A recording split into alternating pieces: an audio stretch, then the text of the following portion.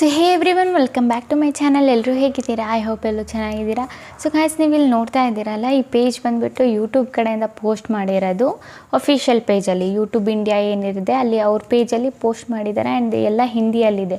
So ಯಾರ್ದೆಲ್ಲ shorts ಬಂದುಬಿಟ್ಟು viral ಆಗಲ್ಲ. And ಇವರು ಒಂದು 6 ಟಿಪ್ಸ್ ಕೊಟ್ಟಿದ್ದಾರೆ ನಿಮ್ಮ ಶಾರ್ಟ್ನ ವೈರಲ್ ಆಗೋದು. ಓಕೆನಾ? ಸೊ ನಿಮಗೆ ಆ ಟಿಪ್ಸ್ ಏನಿದೆ ನಾನು ನಿಮಗೆ ಒಂದೊಂದಾಗಿ ಎಕ್ಸ್ಪ್ಲೈನ್ ಮಾಡ್ತೀನಿ.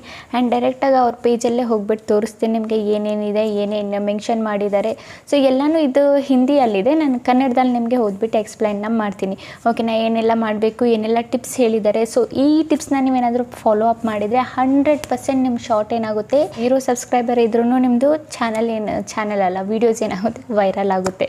ಓಕೆನಾ? ಸೊ ವೈರಲ್ ಆದರೆ ಏನಾಗುತ್ತೆ, ನಿಮ್ಮದು ಸಬ್ಸ್ಕ್ರೈಬ್ ಬೇಸ್ನು ನಿಮ್ದು ಏನಾಗುತ್ತೆ ಜಾಸ್ತಿ ಆಗುತ್ತೆ. ಓಕೆನಾ? ಎಲ್ಲರಿಗೂ ಒಂದು ಗುಡ್ ನ್ಯೂಸ್ ಅಂತಲೇ ಹೇಳ್ಬೋದು.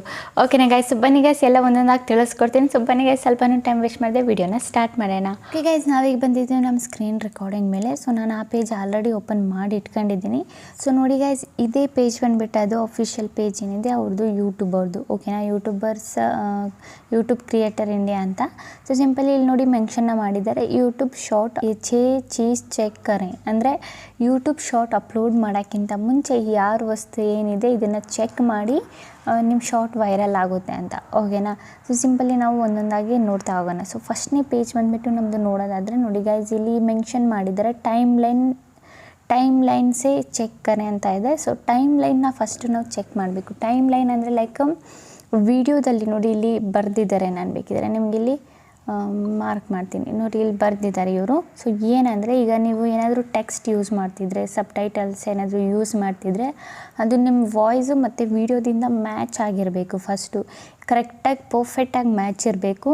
ಮ್ಯಾಚ್ ಇಲ್ಲ ಅಂದರೆ ಆಗಲೇ ನಿಮ್ಮ ವೀಡಿಯೋ ಏನಾಗ್ಬಿಡುತ್ತೆ, ಏನೋ ಆಗಿಬಿಡುತ್ತೆ ವೀಡಿಯೋ. ಆಮೇಲೆ ನಿಮ್ಮದು ಏನಾಗುತ್ತೆ, ಆಗ ಯೂಟ್ಯೂಬ್ ಅಲ್ಗೋರಿದಮ್ ಸಜೆಸ್ಟ್ ಮಾಡಲ್ಲ, ವೀಡಿಯೋನ ಮುಂದಕ್ಕೆ ಇಂಪ್ರೆಷನ್ಸ್ ಕಳಿಸಲ್ಲ. ಓಕೆನಾ? ಅದು ಶಾರ್ಟ್ಸಲ್ಲಿ ನೀವೇನಾದರೂ ಒಂದು ಸ್ವಲ್ಪನೂ ಮಿಸ್ಟೇಕ್ ಏನಾದರೂ ಮಾಡಿದರೆ ನಿಮ್ಮದು ಟೆಕ್ಸ್ಟು ಮತ್ತು ವೀಡಿಯೋ ಎರಡೂ ಬಂದುಬಿಟ್ಟು ಸೇಮೇ ಇರಬೇಕು, ಸೇಮ್ ಟೈಮಲ್ಲೇ ಇರಬೇಕು. ಓಕೆನಾ? ಅದನ್ನೇ ಇಲ್ಲಿ ಬಂದುಬಿಟ್ಟು ಅವರು ಮೆನ್ಷನ್ನ ಮಾಡಿರೋದು. ಓಕೆನಾ? ಕರೆಕ್ಟಾಗಿ ನೀವು ಎಡಿಟ್ ಎಲ್ಲ ಮಾಡಬೇಕಿದ್ರೆ ಕರೆಕ್ಟಾಗಿ ಟೆಕ್ಸ್ಟು ಆ ವಿಡಿಯೋ ಏನಿದೆ ಅದ್ರ ಅಕಾರ್ಡಿಂಗ್ ಮ್ಯಾಚ್ನ ಮಾಡಬೇಕು ನೀವು. ಓಕೆನಾ ಗೈಸ್? ಇದಾಯಿತು ನಮ್ಮದು ಮೊದಲನೇ ಟಿಪ್ಸು. ಸೊ ನಮ್ಮದು ಎರಡನೇ ಟಿಪ್ಸ್ ಬಗ್ಗೆ ಮಾತಾಡೋದಾದರೆ, ನಾನು ತುಂಬ ಜನಕ್ಕೆ ಹೇಳಿದ್ದೀನಿ ನಿಮಗೆ ಏನಂದರೆ, ನೀವು ಶಾರ್ಟ್ ಏನಾದರೂ ವೈರಲ್ ಮಾಡಬೇಕಂದ್ರೆ ಟ್ರೆಂಡಿಂಗ್ ಸಾಂಗ್ ಏನಿದೆ ಅದನ್ನು ಯೂಸ್ ಮಾಡಿ ಅಂತ. ಓಕೆನಾ? ತುಂಬ ಜನ ನಾನು ಹೇಳಿದ್ದೀನಿ, ತುಂಬ ವೀಡಿಯೋಸಲ್ಲಿ ನಾನು ಹೇಳಿದ್ದೀನಿ ಟ್ರೆಂಡಿಂಗ್ ಸಾಂಗ್ ಯೂಸ್ ಮಾಡಿ ನಿಮ್ಮ ಶಾರ್ಟ್ 100% ವೈರಲ್ ಆಗುತ್ತಂತ.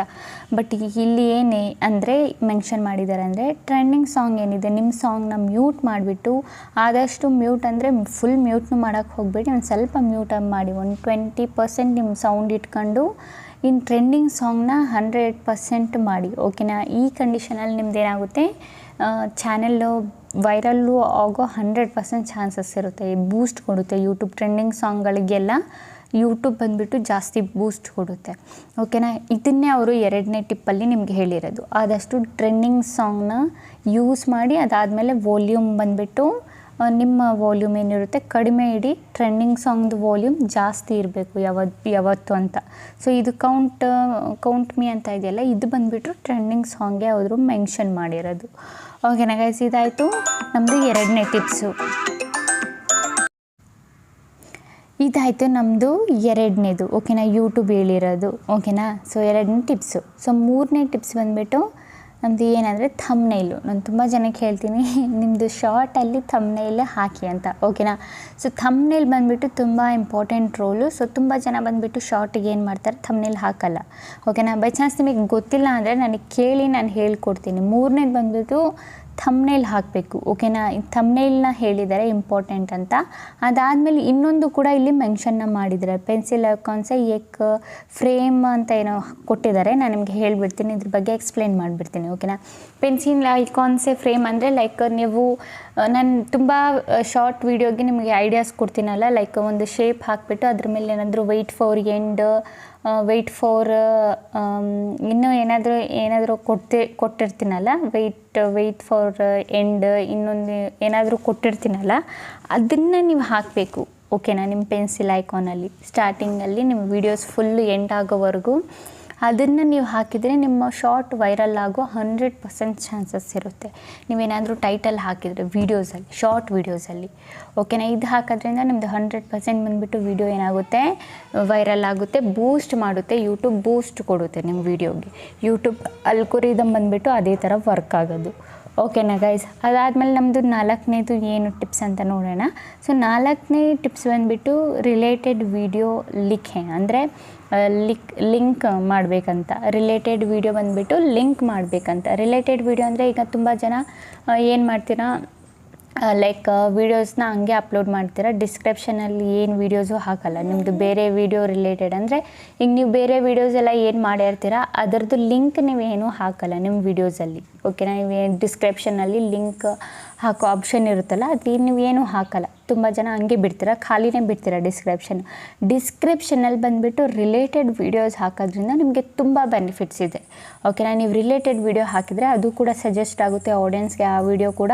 ಹಾಗೇನು ಮಾಡ್ತಾರೆ, ಆಡಿಯನ್ಸ್ ಅದನ್ನು ಕೂಡ ಕ್ಲಿಕ್ ಮಾಡಿ ನೋಡ್ತಾರೆ ನಿಮ್ಮ ನೆಕ್ಸ್ಟ್ ವೀಡಿಯೋನು ಕೂಡ, ಓಕೆನಾ. ಅದು ನೋಡಿದಾಗ ಏನಾಗುತ್ತೆ, ನಿಮ್ಮದೇ ಬೆನಿಫಿಟ್ಸ್ ಆಗೋದು ಆ್ಯಂಡ್ ನಿಮ್ಮ ವೀಡಿಯೋಸ್ಗೆ ಇನ್ನೂ ಜಾಸ್ತಿ ವ್ಯೂಸ್ ಬಂದುಬಿಟ್ಟು ಬರೋದು, ಓಕೆನಾ ಗೈಸ್. ಮೇಕ್ ಶೋರ್ ನೀವು ಲಿಂಕ್ಸ್ಗಳನ್ನ ಹಾಕಿದರೆ ನಿಮ್ಮದೇ ವ್ಯೂಸ್ ಬಂದುಬಿಟ್ಟು ಜಾಸ್ತಿ ಆಗೋದು. ನೀವು ಶಾರ್ಟ್ ಲಿಂಕ್ನೂ ಹಾಕ್ಬೋದು, ಲಾಂಗ್ ವಿಡಿಯೋ ಲಿಂಕ್ನೂ ಹಾಕ್ಬೋದು, ಓಕೆನಾ. ಅದು ನಿಮಗೆ ಬಿಟ್ಟಿದ್ದು, ಓಕೆನಾ ಗೈಸ್. ಇದಾಯಿತು ನಮ್ಮದು 4ನೇದು ಟಿಪ್ಪು. ಸೊ ನಮ್ಮದು 5ನೇ ಟಿಪ್ ನಾವು ನೋಡೋದಾದರೆ ವಿಸಿಬಿಲಿಟಿ ಸೆಟ್ ಕರೆ ಅಂತ ಕೊಟ್ಟಿದ್ದಾರೆ. ಪಬ್ಲಿಕ್ ಆ್ಯಪ್ ಪ್ರೈವೇಟ್ ಅಂತ ಇದೆ, ಇಲ್ಲಿ ಅನ್ಲಿಸ್ಟೆಡ್ ಇದೆ, ಪಬ್ಲಿಕ್ ಇದೆ, ಪ್ರೈವೇಟ್ ಇದೆ, ಶೆಡ್ಯೂಲ್ ಇದೆ.